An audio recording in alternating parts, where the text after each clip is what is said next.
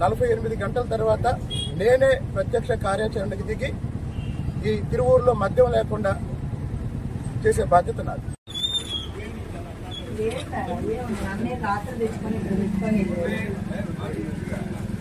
ఇప్పుడు తిరువూరు పట్టణంలో అఫీషియల్ గా 4 మద్య షాపులు ఉన్నాయి. నాకు వచ్చిన సమాచారం ప్రకారం ఒక 35 బెల్ట్ షాపులు ఉన్నాయి. ఈ 35 బెల్ట్ షాపులతో పాటు నియోజకవర్గంలో 4 మండలాల్లో మొత్తం 130 దాకా బెల్ట్ షాపులు ఉన్నాయి. ఇప్పుడు ఎదురుగా ఉన్న వైన్ షాప్ వాళ్ళు ఇక్కడ ఒక 5-6 బెల్ట్ షాపులు నడుపుతున్నారు. ముందు ఈ వైన్ షాపుని లైసెన్స్ క్యాన్సిల్ చేయాలి. ఆ తర్వాత పదండి. తిరువూరు పట్టణంలో అధికారికంగా 4 మద్య షాపులకి అనుమతి ఉంది. కానీ ఈ 4 మద్య షాపుల యజమానులు పట్టణంలో దాదాపు 35 నుంచి 40 బెల్ట్ షాపులు నడుపుతున్నారు.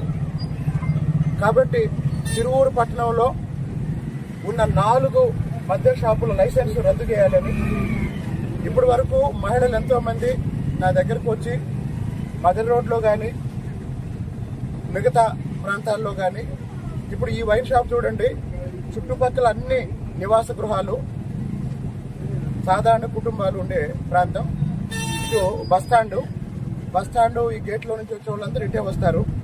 ఈ వైన్ షాప్ వల్ల ఉదయం నుంచే ఈ రోడ్డు మొత్తం తాగుబోతులు కూర్చొని వచ్చేపోయే వాళ్ళకి ఇబ్బంది కలిగిస్తున్నారు. దానికి తోడు తిరువూరు పట్టణంలో ఉన్న ఈ 40 బెల్ట్ షాపుల్ని తీసేయాలంటే ఈ 4 మద్య షాపులు ఎవరైతే ఉన్నారో ఈ 4 మద్య షాపుల లైసెన్స్ వెంటనే రద్దు చేయాలి. తిరువూరు పట్టణంలో అఫీషియల్ గా 35 బెల్ట్ షాపులు ఉన్నాయి. మీరు సిగ్గు కూడా లేకుండా మాట్లాడుతున్నారు. రాష్ట్రంలో ఈ 35 బెల్ట్ షాపులతో పాటు నియోజకవర్గంలో 4 మండలాల్లో మొత్తం 130 దాకా బెల్ట్ షాపులు ఉన్నాయి. కొత్త రాష్ట్రంలో అన్ని ఇవ్వాలి. ఇంకా ఎవరి కోసం ఇస్తారు? హైదరాబాద్ ఎన్ని ఉన్నాయి, చెన్నైలో ఎన్ని ఉన్నాయి, బెంగళూరులో ఎన్ని ఉన్నాయి, ఢిల్లీలో ఎవరున్నాయి? ముందు ఈ వైన్ షాపుని లైసెన్స్ క్యాన్సిల్ చేయాలి.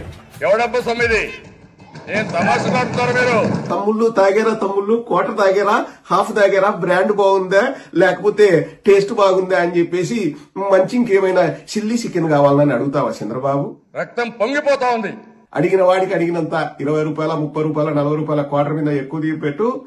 ఆడే మధ్యాహ్నం ఇంకొక 10 రూపాయలు ఎక్కువ ఇస్తే వాడి ఇంటికే సప్లై.